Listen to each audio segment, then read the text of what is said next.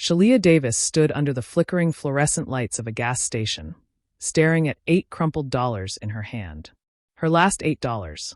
Her little sister's breakfast money for the morning. Then she heard the groan. A man sprawled on the pavement near the motorcycle pumps, face down, blood seeping from cuts on his face. His chest heaved with shallow, desperate breaths. He was dying right there on the concrete, and everyone else was backing away. "Don't touch him," the gas station attendant barked from behind the bulletproof glass. "That's one of those Korean Mafia guys. Let him deal with his own mess." A trucker shook his head and climbed back into his rig. "Nothing but trouble," he muttered. Shalia looked at the dying man, then at the $8 in her hand. She thought about her sister waking up hungry tomorrow, asking why there was nothing to eat. But she couldn't just walk away from someone bleeding out on the ground. She ran inside, bought aspirin and bottled water with her last $8, and knelt beside the stranger. She saved his life, without knowing who he was. What Shalia didn't know was that this one choice would change everything. Because the next morning, a convoy of black SUVs rolled up to her street. Let me take you back to the morning before that gas station. Before everything changed. Shalia's phone alarm buzzed at 4:45 a.m., just like it did every single day. She peeled herself out of bed in the cramped studio apartment she shared with her 9-year-old sister, Amara. The place had peeling paint and a radiator that only worked sometimes, but it was home. She opened the refrigerator. 1 egg, a quarter loaf of bread, some margarine that was mostly gone. She made toast for Amara and saved the egg for her. She didn't make anything for herself. There wasn't enough. This was life now, counting every coin, stretching every meal, praying nothing broke because there was no money to fix it. No cushion. No backup plan. Shalia had dropped out of high school to work. Mornings at a dollar store. Evenings cleaning office buildings. She walked everywhere in sneakers held together with duct tape because the bus fare added up. Rent was 2 weeks overdue. The eviction notice was taped to the door. Amara's school supplies still weren't paid for. But Shalia didn't complain. Her grandmother had raised them both before she passed, and she'd left Shalia with one rule. Baby, you help people when you can, because one day, you might be the one who needs help. That night, after scrubbing floors until her back ached, Shalia counted her tips from both jobs. $8. She folded the bills carefully and tucked them into her pocket. Then she started the long walk home, cutting through the gas station parking lot to save 10 minutes. That's when she heard the man groaning on the pavement. And in that moment, Shalia Davis had a choice to make. A choice that would cost her everything she had. A choice that would save a life. A choice that would reveal who she really was, when no one else was willing to look. Before we continue, take a second to subscribe. And tell me in the comments where you're watching from, and what time it is over there. I love knowing where these stories travel. Shalia's feet throbbed before she even reached the dollar store. The duct tape on her left sneaker had given up somewhere around 3rd Street, and now the sole flapped with every step, letting in the morning cold and the grit from the sidewalk. She'd tried to fix it again last night with the last strips from the roll, but duct tape only held so many times before it stopped believing in itself. For miles. That's how far she walked every morning to get to work. For miles there, for miles back, then another 3 to the office building she cleaned at night. 11 miles a day in shoes that had stopped being shoes months ago. The sun was just starting to crack the sky open when she pushed through the dollar store's front door. Manuel was already behind the register, counting bills for the drawer. "You're limping," he said without looking up. "I'm fine. Shalia, you need new shoes." She didn't answer. They both knew she needed a lot of things. New shoes were somewhere on a list so long it had stopped matching. The shift crawled. Stocking shelves, running register, cleaning the bathroom when someone left it destroyed, sweeping the aisles, helping elderly customers reach items on high shelves, breaking down cardboard boxes in the back. Her stomach growled around 9. She ignored it. She'd ignored it yesterday too. And the day before that. She'd learned that hunger was just a feeling, and feelings could be outlasted. During her break, she sat on an overturned milk crate in the alley and pulled out her phone. 3 texts from Amara's school. One about the field trip payment that was overdue. One about the book fair money. One about parent-teacher conferences next week. She deleted them all. She'd read them. That was enough. The eviction notice was still folded in her back pocket. She'd read it so many times she had it memorized. 14 days to pay $1,847 or vacate the premises. She was on day 12. She had $173 in her checking account and $8 in her pocket. The math didn't work. The math never worked. Manuel gave her a granola bar at the end of her shift. He did that sometimes, slipping her dented cans or nearly expired food that couldn't be sold anyway. She wanted to tell him she didn't need charity, but her pride had starved to death weeks ago. "Thanks," she said, and meant it. She ate half the granola bar on the walk home and saved the rest for later.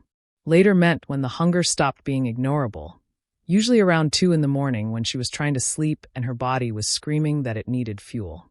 Home was a 4th-floor walk-up with no elevator. By the time she reached the apartment door, her legs were shaking. Inside, Amara was on the floor doing homework, her tongue poking out in concentration the way it always did when she was focused. "How was school?" Shalia asked, dropping her bag by the door. "Good. We had pizza for lunch. At least one of them had eaten today." Shalia opened the fridge. The egg was still there. Some wilted lettuce. A bottle of ketchup. Half a stick of butter. She pulled out the egg and a slice of bread. "I'm making you a sandwich," she said. "What about you?" "I ate at work." The lie came easy now. She'd told it so many times it almost felt true. She fried the egg, put it between 2 pieces of bread she'd saved from this morning, and handed it to Amara. Her sister ate it in 6 bites, and Shalia watched every single one, her own stomach twisting into knots. "I need $3 for the book fare," Amara said quietly. "Everyone else is getting books." Shalia felt something crack inside her chest. "When is it?" "Friday." She had 5 days. 5 days to somehow find $3 that might as well have been 3,000. "I'll figure it out," she said, and hoped it wasn't another lie. After Amara went to bed, Shalia sat at the kitchen table with a calculator and a stack of bills. Rent, electricity, water, internet. She needed it for Amara's schoolwork. Her phone, the school called it when Amara was sick. She moved numbers around like puzzle pieces that refused to fit. If she paid the electric bill, she couldn't pay water. If she paid water, the internet got shut off. If she paid rent, but she couldn't pay rent. Not even close. She thought about her grandmother, how she used to say that tough times didn't last, but tough people did. Shalia wanted to believe that. She wanted to believe that all of this struggle meant something, that it was building towards something better. But most nights, it just felt like drowning in slow motion. She pulled the eviction notice from her pocket and read it again. 14 days. Now 12. The letters blurred. She blinked hard. Crying didn't pay bills. She set her alarm for 4:45 a.m., laid down on the couch, Amara had the only bed, and closed her eyes. Her feet still throbbed. Her stomach still ached. Tomorrow she'd walk 11 miles again in shoes that weren't shoes anymore. Tomorrow she'd smile at customers and pretend everything was fine. Tomorrow she'd tell Amara another lie about having already eaten. Tomorrow she'd move the same numbers around and watch them refuse to add up. Tomorrow would be exactly like today. Unless something changed. But nothing ever changed. Not for people like her. The night air bit through Shalia's thin jacket as she left the office building. Her hands smelled like bleach and her knees ached from scrubbing floors. She'd been on her feet for 16 hours, and the 4-mile walk home stretched ahead of her like a prison sentence. She pulled her phone out to check the time. 11:47 p.m. If she cut through the gas station on Morrison, she could shave off 10 minutes and maybe, get 5 hours of sleep before her alarm went off again. The gas station glowed like a lonely island in the dark. Shalia's feet moved on autopilot, following the cracked pavement around the side of the building where the motorcycle pumps sat under flickering lights that buzzed like dying insects. That's when she saw him. A man on the ground near a massive black motorcycle, face down, one arm stretched out like he'd been reaching for something. At first, she thought he was drunk. Then she saw the blood. It pooled dark beneath his head, spreading slowly across the concrete. His leather jacket was torn at the shoulder, and his breathing came in wet, ragged gasps that didn't sound right. Didn't sound like breathing at all. Shalia froze. Every instinct screamed at her to keep walking. Nothing good happened to people who got involved in things that weren't their business. But her feet wouldn't move. The man's chest hitched. A horrible sound came from his throat. "Hey!" Shalia shouted toward the gas station. "Hey, someone call 911. The attendant's face appeared in the bulletproof glass window, backlit by fluorescent lights. He was maybe 50, with a gray mustache and cold eyes that took in the scene and dismissed it immediately. "Not my problem," he said through the speaker. He's dying. Shalia's voice cracked. Call an ambulance. That's one of those Korean Mafia guys. The attendant's voice was flat, indifferent. You see that bike? The patches on his jacket? Those people are nothing but trouble. Let him deal with his own mess.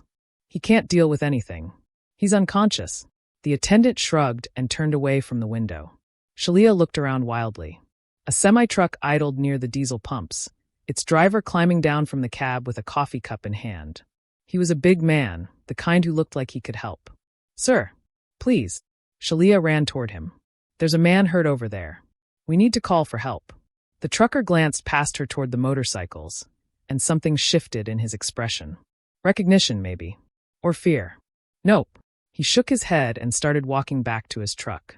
I know trouble when I see it, and that right there is trouble. Korean Mafia.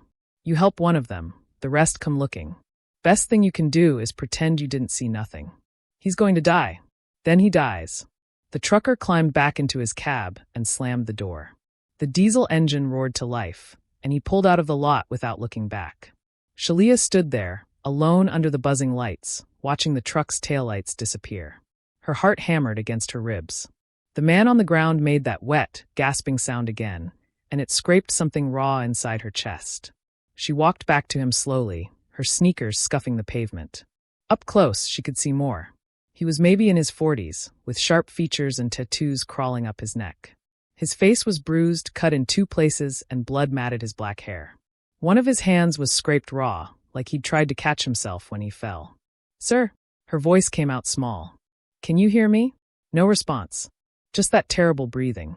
Shalia pulled out her phone and dialed 911. It rang once. Twice. 3 times. Finally, a dispatcher answered. 911, what's your emergency? There's a man unconscious at the Morrison Street gas station. He's bleeding and I think he might be having a heart attack or something. He can't breathe right. Is he responsive? No. Are you with him now? Yes.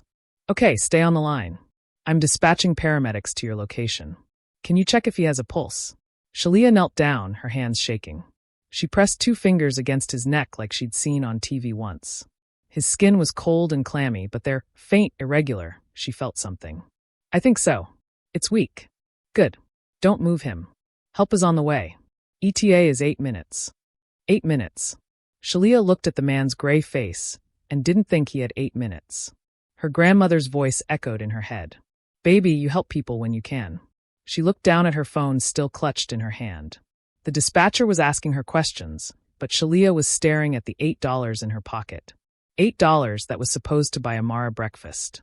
$8 that was all she had until Friday. Then she looked at the dying man. She thought about Amara waking up hungry, asking why there was no food. She thought about lying again, saying she'd figure it out. She thought about how little $8 really was in the grand scheme of things, except when it was everything. Ma'am? Are you still there? I'm here, Shalia said. I'm going to try to help him. She hung up. Inside the gas station, the attendant glared at her through the glass, but didn't stop her from grabbing a bottle of water and a small bottle of aspirin. She put them on the counter with her 8 crumpled dollars. For the guy outside, she said. The attendant rang it up without a word. $7.84. He gave her 16 cents in change, and she didn't bother taking it.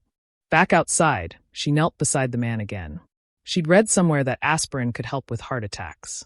She crushed 2 pills between the concrete and a rock, mixed them with water, and carefully lifted the man's head. Please, she whispered. Please don't die. She managed to get some of the mixture into his mouth. Most of it ran down his chin, but some went down his throat. She tilted the water bottle to his lips, trying to help him drink. His eyelids fluttered. For just a moment, his eyes opened, dark, unfocused, confused, and looked directly at her. Then they closed again. Shalia stayed there, kneeling on the cold pavement with his head cradled in her lap, waiting for the ambulance that seemed like it would never come. Her knees went numb.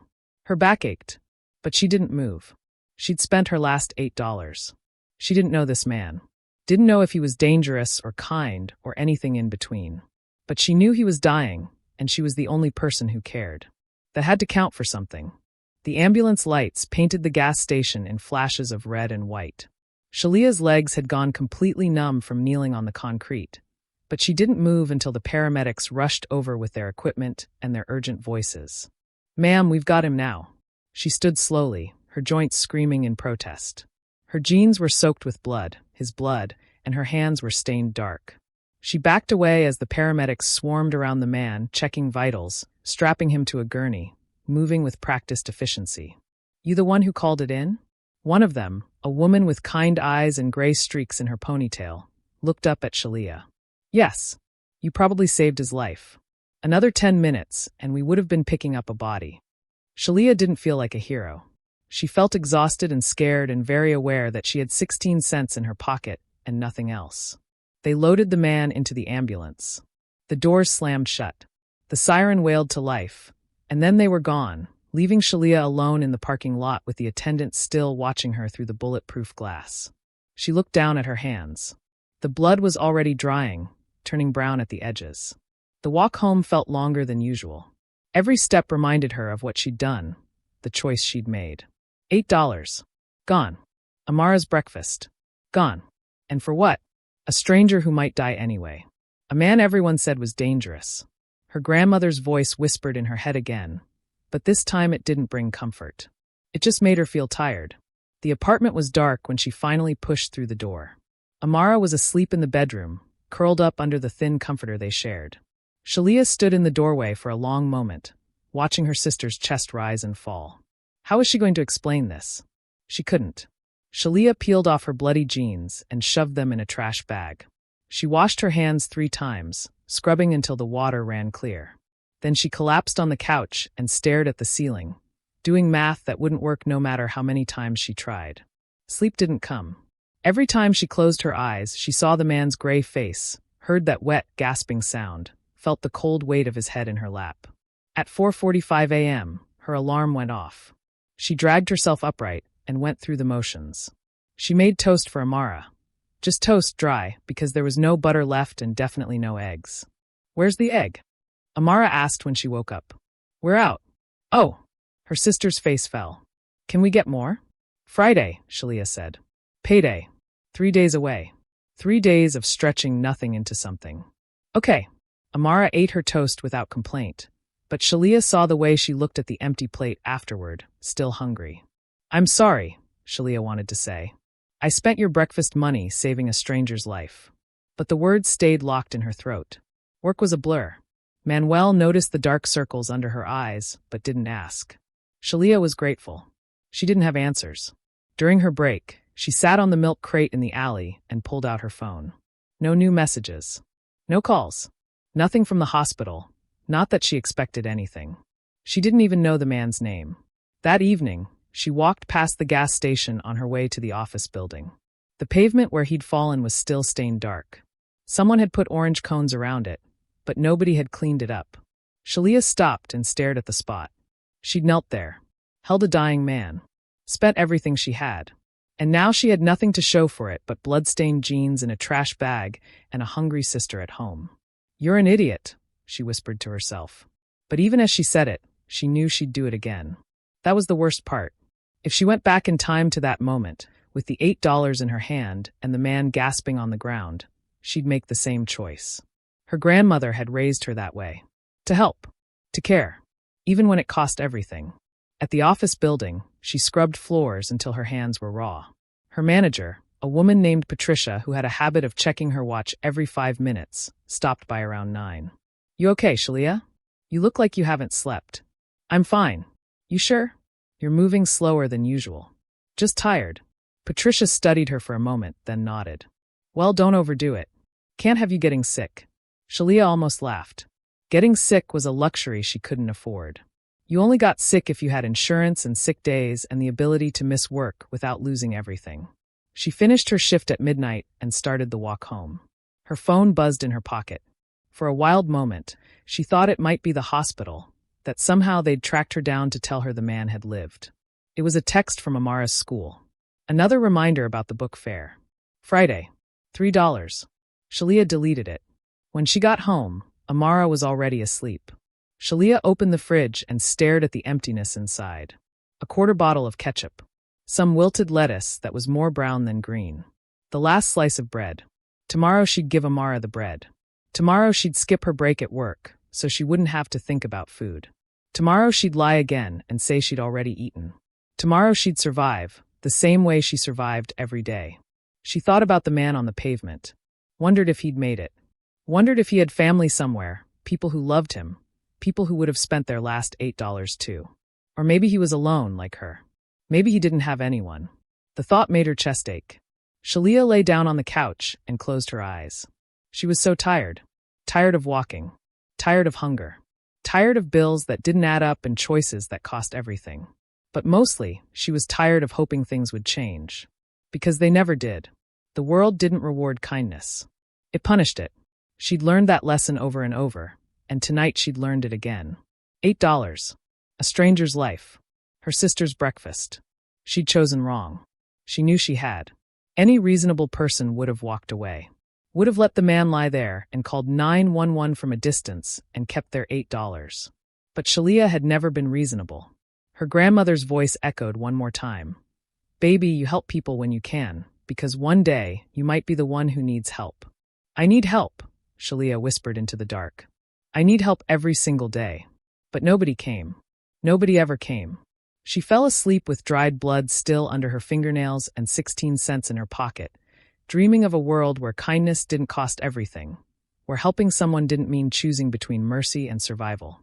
When her alarm went off at 4:45 a.m., she'd have to face another day of the same impossible choices. But tonight, for just a few hours, she let herself believe that maybe, just maybe, saving that man's life had mattered. Even if it destroyed hers. 3 days passed like slow torture. Shalia rationed the last slice of bread, gave Amara half her granola bar from Manuel, and pretended the gnawing emptiness in her stomach was something she could ignore. By Thursday night, she was lightheaded enough that the walk home felt like wading through water. Friday morning came with its own special kind of dread. Payday meant money, but it also meant bills. It meant choosing which fire to put out while letting the others burn.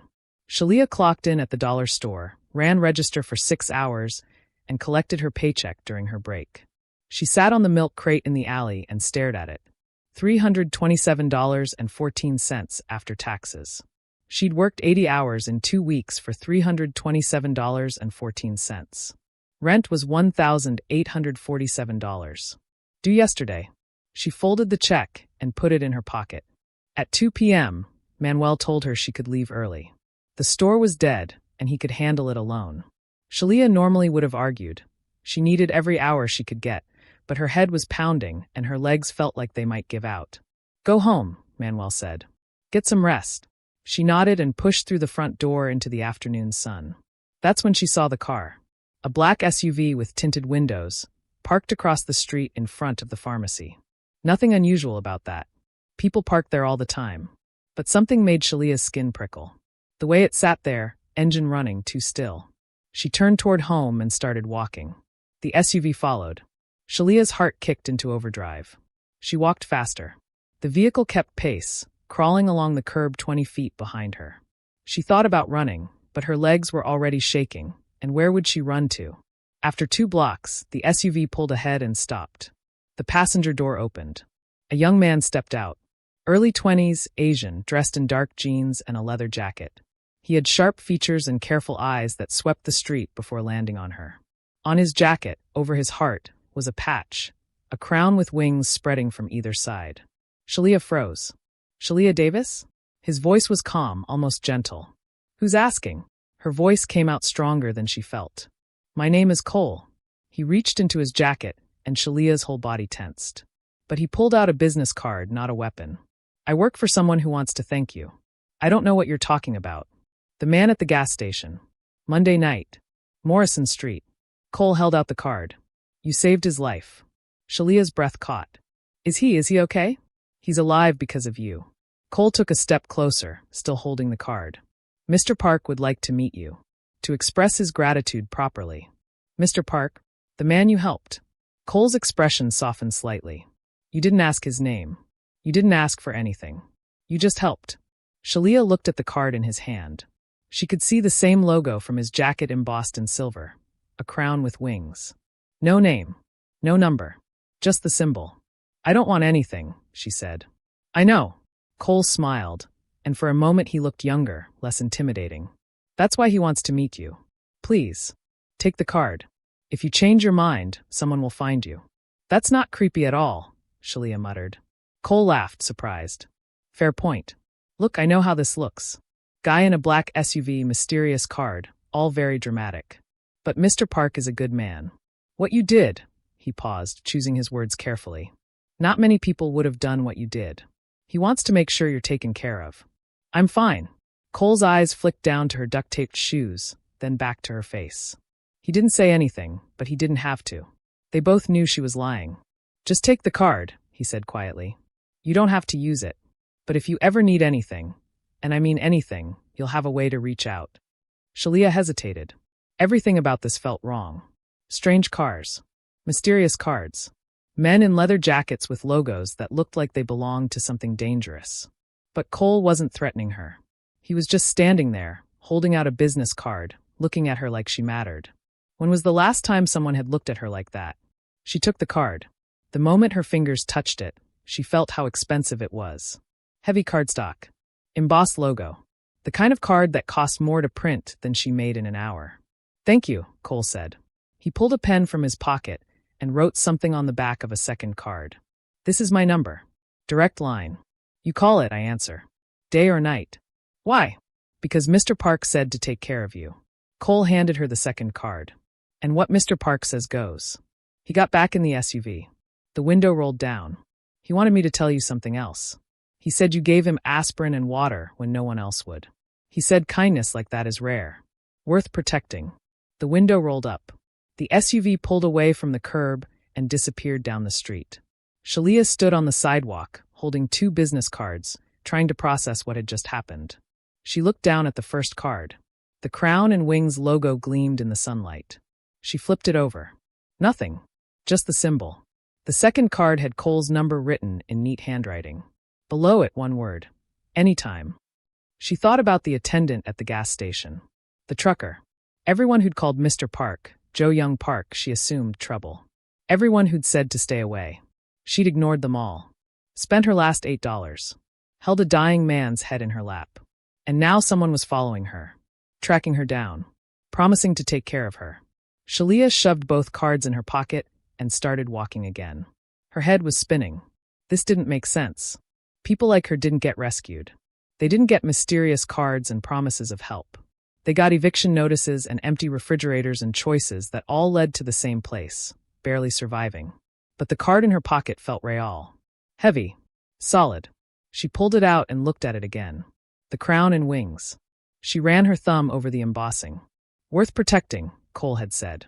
Shalia couldn't remember the last time anyone had said she was worth anything. By the time she got home, she'd looked at the card 17 times. She put it on the kitchen table and stared at it while she made Amara a sandwich with the last of the bread and some peanut butter she'd found in the back of the cabinet. What's that? Amara asked, pointing at the card. Nothing. Shalia flipped it over so the logo faced down. Just something someone gave me. It's pretty. It was pretty. Expensive.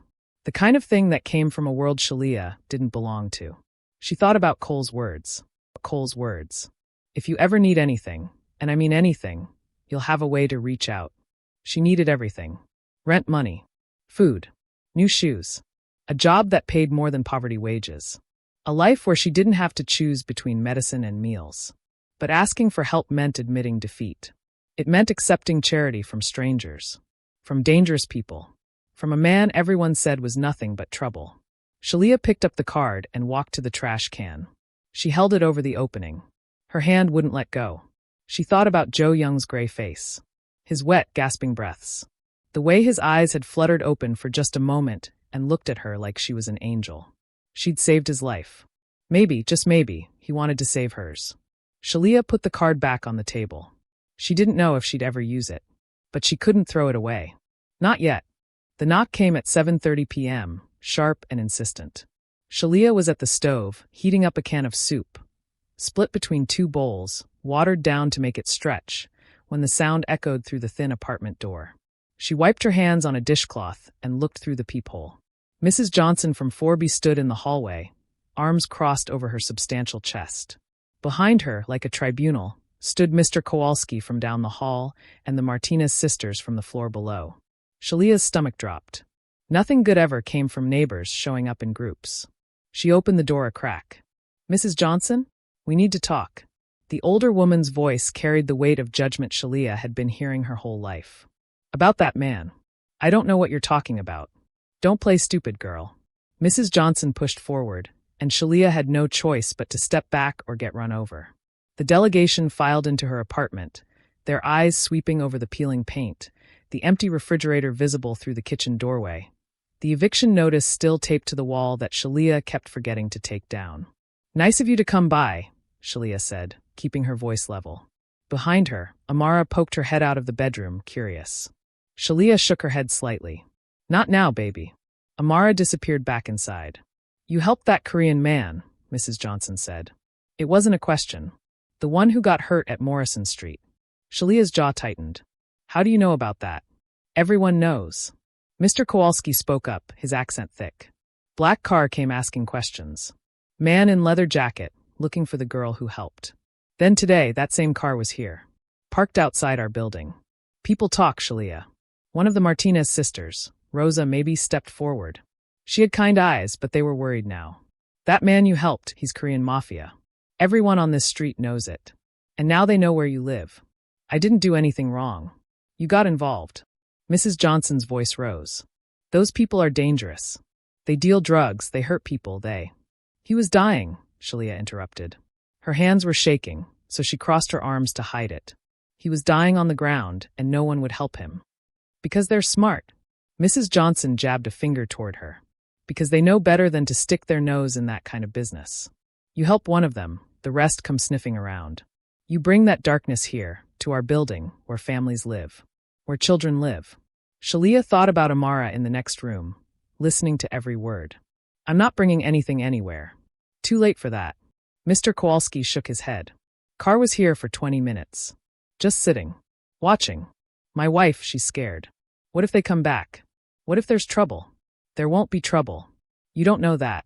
Rosa's voice was soft but firm. "Shalia, I understand you were trying to help. That's who you are. But these people, they're not like us. They don't operate by our rules. Your kindness, your good heart, it doesn't matter to them. You're just a tool they can use. Or a liability they can eliminate," Mrs. Johnson added darkly. Shalia's chest tightened. "He just wanted to thank me. And how do you think he found you?" Mrs. Johnson leaned in. "You think that's normal? Strange men tracking you down, following you home? That's what they do, Shalia. They find out everything about you. Where you live. Where you work. Where your sister goes to school." The mention of Amara made Shalia's blood run cold. "Don't. I'm trying to protect you," Mrs. Johnson said, and for a moment her expression softened. "You're a good girl. Too good, maybe. But this world isn't kind to good girls who think they can save everybody. You can't save people like that. All you can do is get yourself hurt. Or get us hurt." Mr. Kowalski gestured around the apartment. "We live here too. If there's violence, if there's police, if there's—" "There won't be anything," Shalia said, but her voice wavered. She thought about Cole's calm demeanor, his careful words. The expensive business card in her pocket. The promise of help that felt more like a thread tying her to something she didn't understand. Rosa touched her arm gently. "Mija, we're not trying to scare you. We're trying to help you see clearly. These organizations, they don't give without taking. Maybe today it's a thank you. Tomorrow it's a favor. Next week it's, we need you to do something for us. And before you know it, you're in so deep you can't get out." "I'm not in anything," Shalia insisted. But even as she said it, she wondered if it was true. The card was still on her kitchen table. She'd looked at it a dozen times since coming home. Had almost called the number twice. "Listen to me." Mrs. Johnson gripped Shalia's shoulders, forcing eye contact. "I've been in this neighborhood 40 years. I've seen girls like you, good girls, kind girls, try to help the wrong people. It never ends well. You want to protect your sister? You want to keep her safe? Then you stay away from that man and everyone connected to him. You throw away whatever they gave you and you pretend none of this ever happened." Shalia thought about the $8. About Joe Young's gray face and desperate breathing. About the choice she'd made without thinking, because thinking meant walking away and she couldn't do that. "I can't pretend it didn't happen," she said quietly. "I saved his life. And now you've put yours at risk." Mrs. Johnson released her shoulders and stepped back. "We came here tonight to warn you. To give you a chance to walk away before things get complicated. But if you keep going down this path, if you stay involved with these people, then you need to understand something. She looked around at the others, who all nodded solemnly. We can't help you. We can't protect you. And we can't let you bring that trouble to our doors. Mrs. Johnson's voice was cold now, final. You make this choice, you make it alone. Don't expect anyone here to stand by you when it all falls apart. They filed out one by one, leaving Shalia standing in the middle of her cramped apartment with her heart pounding and her hands shaking. Mr. Kowalski paused at the door. I'm sorry, he said. But she's right. Sometimes kindness costs too much. The door closed. Shalia stood there for a long moment, staring at nothing. From the bedroom, Amara's small voice called out. Shalia? Are we in trouble? Shalia walked to the kitchen table and picked up the business card. The crown and wings gleamed under the overhead light. She thought about Mrs. Johnson's words. About danger and debt and darkness. She thought about being alone. No, baby, she called back. We're not in trouble. But as she looked at the card in her hand, she wondered if she was lying again. The text came at 6 a.m., waking Shalia from a sleep so shallow it barely counted as rest. Mr. Park would like to meet you for breakfast. 8 a.m. Rosie's Diner on 5th. I'll pick you up at 7:45. Cole. Shalia stared at the message, her heart doing complicated things in her chest.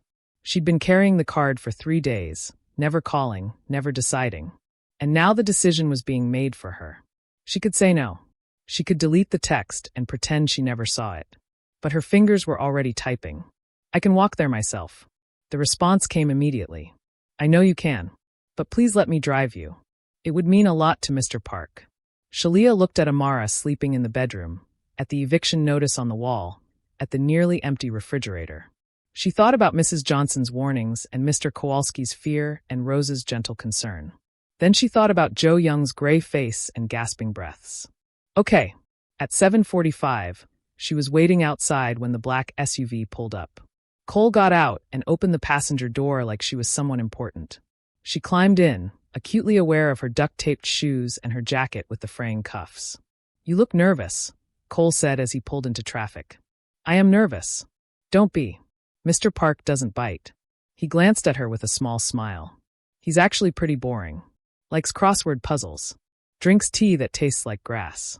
Very disappointing for someone with his reputation. What is his reputation? Cole's smile faded.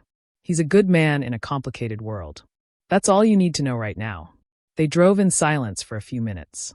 Shalia watched the city roll past, familiar streets that looked different from inside a car this nice. When was the last time she'd ridden in a car at all? Months, maybe. Years. Why me? The question came out before she could stop it. He could thank me with a phone call. Or a card. Why does he want to meet? Cole pulled up to a stoplight and turned to look at her fully. Because you're the first person in a very long time who helped him without knowing who he was. Without wanting something in return. That matters to him. I don't want anything now either. I know. Cole's expression was serious. That's what makes you dangerous. Dangerous? To people like us who've learned that everything costs something. He pressed the gas as the light changed. You remind us that kindness still exists. That's a dangerous thing to remember. Rosie's Diner was a squat brick building wedged between a laundromat and a pawn shop. The kind of place with red vinyl booths and coffee that came in thick ceramic mugs. Shalia had walked past it 100 times but never went in. Diners were for people who could afford to eat out. Cole parked in front and came around to open her door again. Ready? No, Shalia thought. But she nodded anyway. The moment Cole opened the diner door, something shifted in the air. The usual morning buzz, clinking silverware, quiet conversations, the hiss of the griddle, didn't stop exactly, but it changed. Became charged somehow. Then Shalia saw them. Men. At least 20 of them, scattered throughout the diner. Some in booths, some at the counter, some standing near the walls. All wearing leather jackets. All with the same patch, the crown with wings. And as she stepped inside, they stood. Not quickly. Not threateningly. Just a smooth, synchronized rise, like a wave moving through water. The ones at the counter turned to face her. The ones in booths slid out and stood at attention. Even the cook behind the counter straightened up, spatula in hand. Complete silence. Shalia froze, her hand still on the door. Her heart hammered so hard she thought everyone could hear it. Cole's hand touched her elbow gently. It's okay, he murmured. This is respect. They're showing you respect. For what? Her voice came out barely a whisper. For saving his life. The men remained standing, silent, watching her with expressions that ranged from curious to grateful to something she couldn't quite name. None of them looked threatening. They just looked reverent. In the back corner booth, one man remained seated. He was older than the others, maybe mid-50s, with salt and pepper hair cut short, and a face that bore the marks of someone who'd lived a complicated life. Scars traced his jawline. His left arm was in a sling. But his eyes, dark and sharp and impossibly kind, were locked on her. Jo-Young Park. Cole guided her through the silent diner. As they passed each man, he gave a small nod of acknowledgement. None of them spoke. None of them moved. They just stood there, this wall of leather and loyalty, honoring her in a way she didn't understand. When they reached the booth, Jo-Young tried to stand. Cole moved quickly to stop him. "Boss, don't. Your ribs. I'm standing for the woman who saved my life," Jo-Young said quietly. His voice was rough, like he'd been swallowing gravel, but it carried authority. "My ribs can wait." He stood slowly, wincing with the effort, and met Shalia's eyes. For a long moment, neither of them spoke. Then Jo-Young pressed his right hand to his chest and bowed his head. "Thank you," he said. Just those 2 words, but they carried the weight of everything unsaid. Shalia didn't know what to do. Her hands hung awkwardly at her sides. "You don't have to. Please." He gestured to the booth. "Sit. Let me buy you breakfast. It's the least I can do." Shalia slid into the booth across from him. Cole moved to stand nearby, but Jo-Young waved him off. "Give us space. All of you." Like water receding, the men moved. They sat back down, returned to their coffee and their meals, but Shalia could feel their awareness. They weren't watching exactly, but they were present. Protective. "I apologize for the display," Jo-Young said once they were alone. Well, as alone as 2 people could be in a diner full of armed men. They insisted. "When they heard what you did," he shook his head. "In our world, loyalty and sacrifice mean everything. What you did that night, spending your last money, risking yourself for a stranger everyone said to leave for dead, that's the kind of act that demands recognition." "I wasn't trying to." "I know." His smile was sad. "That's why it matters. You weren't trying to impress anyone or earn anything. You just helped because you could. Because you chose kindness when the world gave you every reason to choose otherwise." A waitress appeared, nervous, excited, starstruck, and set down 2 menus. Jo-Young didn't look at his. "Order whatever you want," he told Shalia. "Everything here is good, but the pancakes are exceptional." Shalia looked at the menu. At the prices that would have been impossible yesterday. At the descriptions of food she hadn't eaten in months. Her stomach twisted with hunger and something else. Pride, maybe. The stubborn part of her that didn't want to accept charity. But she was so hungry. And the pancakes did sound exceptional. "Pancakes," she said quietly. "And eggs. And bacon. Coffee." She nodded. Jo-Young ordered the same, then folded his hands on the table. His knuckles were bruised, scabbed. The hand that had been reaching for something when he collapsed. "I need to know," he said. "Why did you help me? The truth. Not because it's the right answer, but the real reason." Shalia thought about lying. About giving him something noble and simple. But those dark eyes saw too much. "My grandmother raised me," she said finally. "Before she died, she told me to help people when I could. Because one day I might need help too." She looked down at her duct-taped shoes under the table. "I haven't found that second part to be true yet. But I couldn't stop doing the first part. Even when it cost me everything." Jo-Young was quiet for a long moment. When Shalia looked up, she saw something in his expression that made her chest ache. Understanding. Recognition. Like he knew exactly what it meant to keep helping even when the world took everything in return. "Your grandmother was a wise woman," he said softly. "And today, Miss Davis, the second part becomes true. Today, you're going to let someone help you." The pancakes arrived golden and steaming, stacked 3 high with butter melting down the sides. The eggs were perfectly cooked, the bacon crispy. Shalia's stomach growled so loudly she was certain everyone in the diner heard it. Jo-Young pushed the syrup toward her. "Eat. Please. We'll talk, but eat first." She didn't need to be told twice. The first bite of pancake was so good it almost hurt. Rich and sweet, and everything she'd been denying herself for months. She forced herself to eat slowly, to not shovel the food into her mouth like an animal. But it was hard. So hard. Jo-Young picked at his own breakfast, eating very little. His ribs, Shalia realized. It probably hurt to eat. But he'd ordered anyway, Maybe so she wouldn't feel awkward eating alone. "How are you feeling?" she asked between bites. "Alive." He smiled. "Thanks to you. The doctor said another 10 minutes, and I would have died right there on that pavement. Heart attack. My third one in 5 years. This body," he gestured at himself with a wry expression, "it's not as young as it used to be.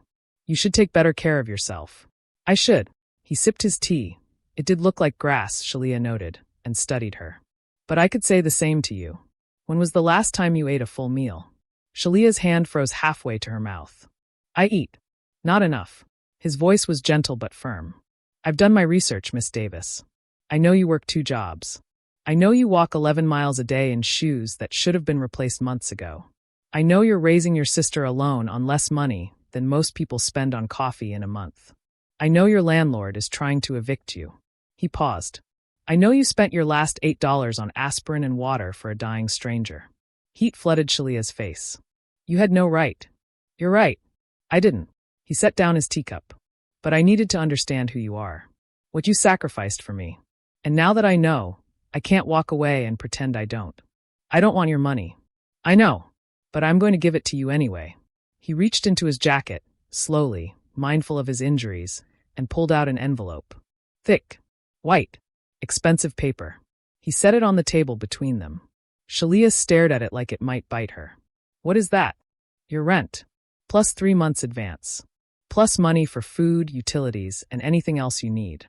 His hand remained on the envelope. "It's not charity, Miss Davis. It's payment for a debt I can never fully repay. I don't want. Let me tell you a story." Joe Young's voice carried a weight that made Shalia stop protesting. 23 years ago, I was like you. Poor. Desperate. Working 3 jobs to support my wife and my daughter. We lived in an apartment smaller than a closet. We ate rice and kimchi because that's all we could afford.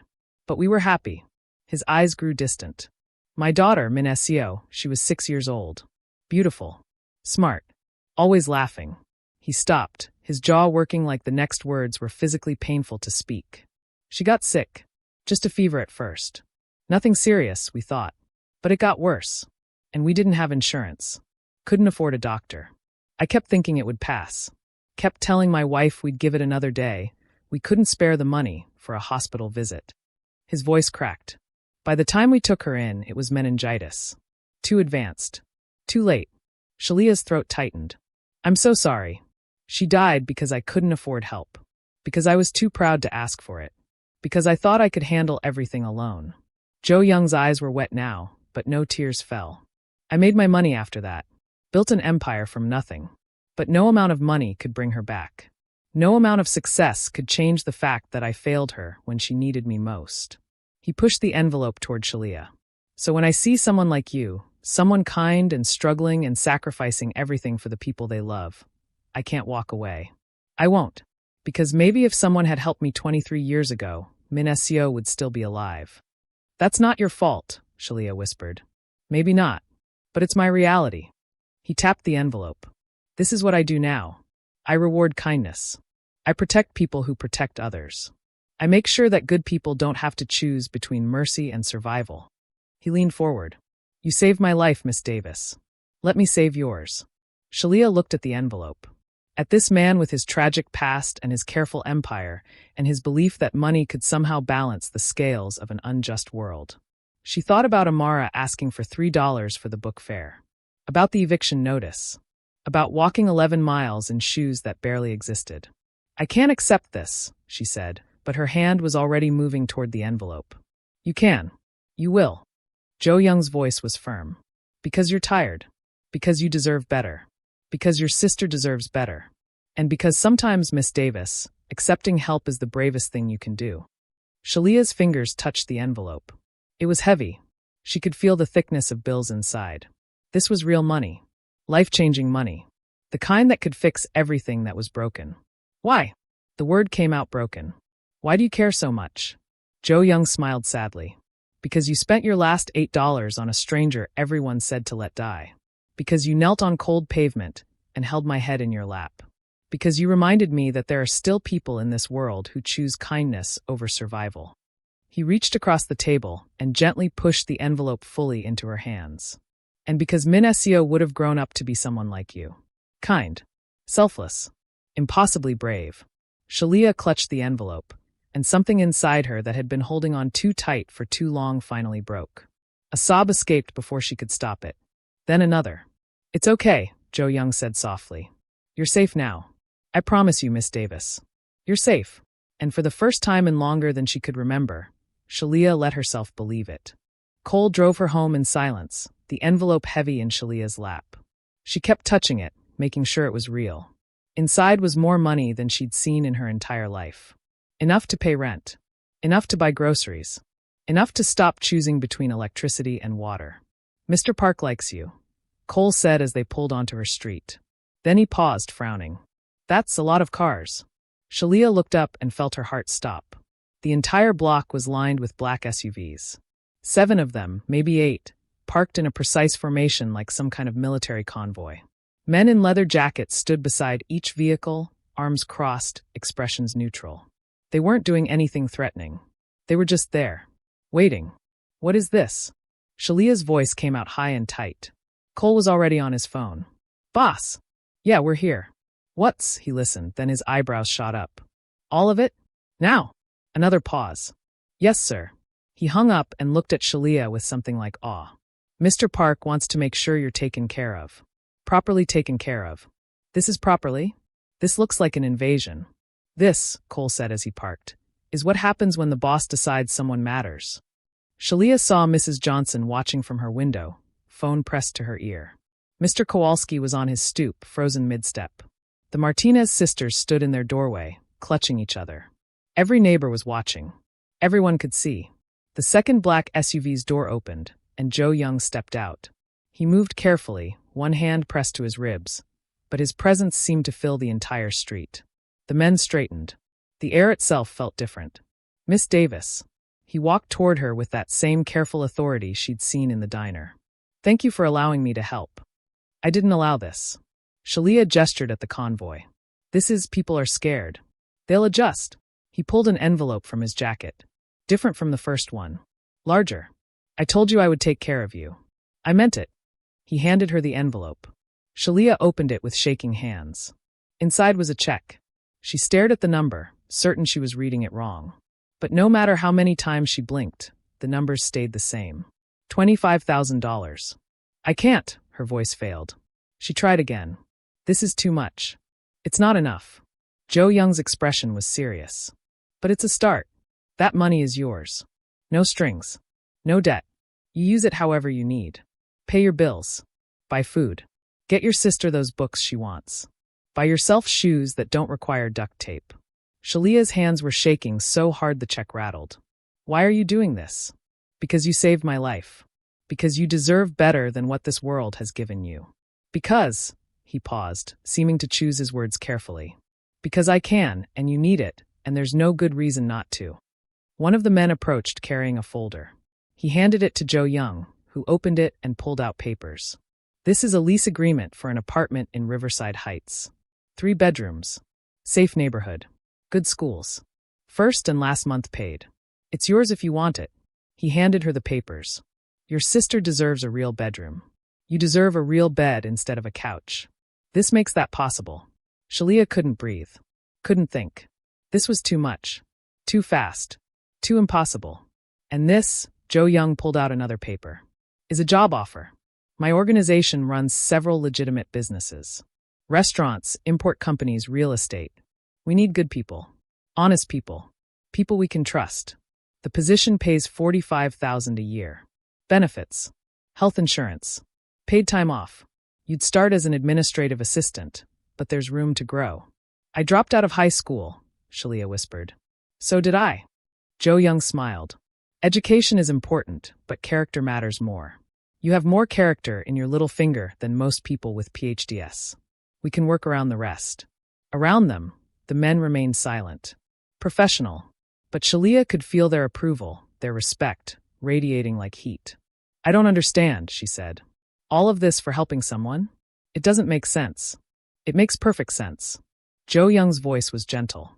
"You gave everything you had when you had nothing to give. You chose kindness when the world told you to look away.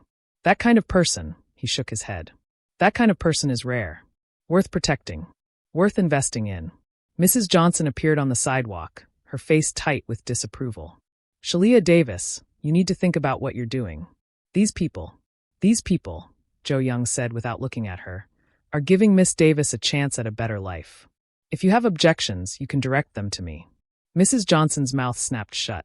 She retreated to her stoop, but her glare could have melted steel. Joe Young turned back to Shalia. You don't have to decide right now. Take the check. Think about the apartment. Consider the job. Talk to your sister. Take your time. He reached into his pocket and pulled out a key on a silver ring. But this is yours regardless. The apartment. 3-bedroom unit on the 4th floor. Move in whenever you're ready. Shalia looked at the key, the check, the papers, this impossible gift being handed to her by a man she'd helped without thinking. Her whole life could change. Right now. Today. One word and everything would be different. She thought about Amara sleeping on a real bed. About eating meals that didn't need to be stretched. About not walking 11 miles in broken shoes. About having health insurance if something went wrong. She thought about Mrs. Johnson's warnings and Mr. Kowalski's fear. Then she thought about Joe Young's daughter, Minesio, who died because no one helped when help was needed.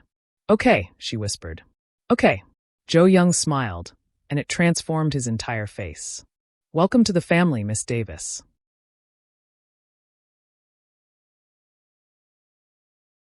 Six months later, Shalia stood in front of a renovated brick building with fresh paint and new windows that actually opened. The sign above the door read Davis Community Center, in letters that caught the morning sun. She still wasn't used to seeing her name on things. You're doing it again, Cole said from beside her. He'd become something like a friend over the past months, though he still opened car doors and refused to let her carry anything heavy. Doing what? Staring at the sign like you can't believe it's real. I can't believe it's real. Shalia adjusted the folders in her arms. Inside were applications from people who needed help. Single mothers behind on rent. Elderly folks who couldn't afford medication. Families one emergency away from homelessness. People like she used to be. The center had been Joe Young's idea, but Shalia ran it. She'd wanted to call it something else. Anything else, but he'd insisted. Your name means something now, he'd said. It means someone who helps. Let people know that when they walk through those doors. Inside, the space was warm and welcoming. Donated furniture filled a waiting area. A small kitchen offered free coffee and snacks. 3 offices lined the back wall. One for Shalia, one for Maria who handled finances, and one for David who managed job placement services. But the real work happened at Shalia's desk, where she sat across from people and listened. Really listened. Not just to what they said, but to what they couldn't say. The shame in their voices. The exhaustion in their eyes. The desperate hope that maybe, just maybe, someone would help. She discovered she had a gift for it. Joe Young called it her superpower.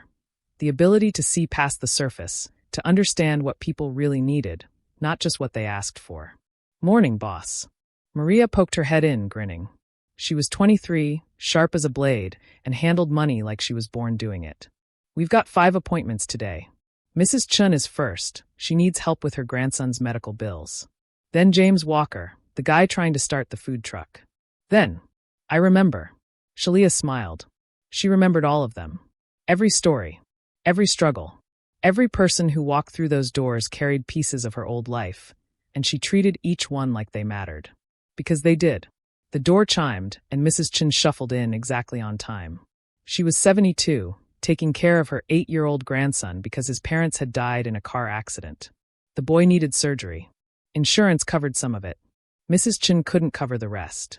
Miss Davis. Mrs. Chen's voice trembled. Thank you for seeing me. Always. Shalia gestured to the chair across from her desk. Comfortable. Not the cheap plastic kind that made people feel like they were being interrogated. Tell me about your grandson. Mrs. Chun talked. About the accident.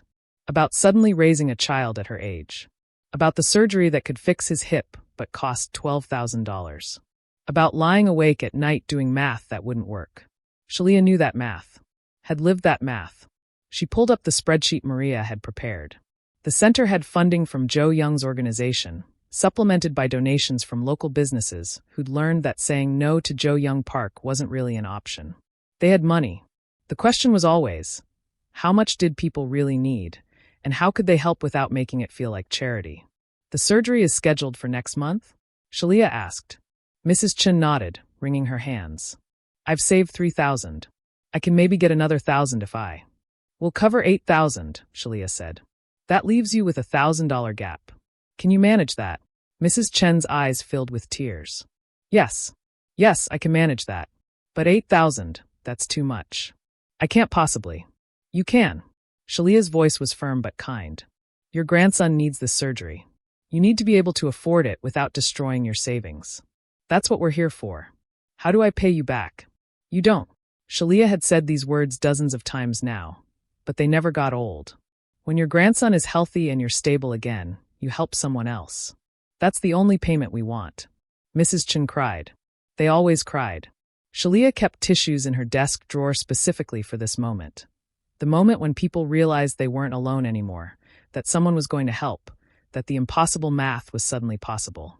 After Mrs. Chen left, clutching the check authorization, promising to help others, thanking Shalia about 17 times, Cole appeared with coffee. You're good at this, he said, setting a cup on her desk. I've had practice being on the other side. Shalia took a sip. Still not used to having good coffee whenever she wanted it. It's not hard to help people when you remember what it's like to need help. That's the superpower. Cole leaned against the doorframe. Empathy. Mr. Park has money and power and connections, but he doesn't have what you have. He can't look at someone and see exactly what they're going through because he's been there. That's all you. Shalia thought about herself 6 months ago. Duct-taped shoes and an empty fridge and $8, that was everything. She thought about kneeling on cold pavement, holding a dying man's head, making a choice that should have destroyed her, but somehow saved her instead. I was lucky, she said quietly. You were kind, Cole corrected. There's a difference. Her phone buzzed. A text from Amara, who was at school, the good school in their new neighborhood, where she had friends and books and a teacher who actually cared. Love you. Don't forget we're making cookies tonight. Shalia smiled. They made cookies every Thursday now.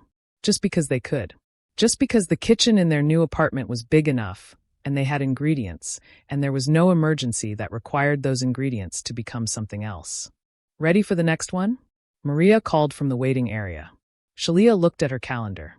For more appointments. For more people who needed help. For more chances to do what Joe Young had done for her. To see someone drowning and throw them a rope. Ready, she said. And she was.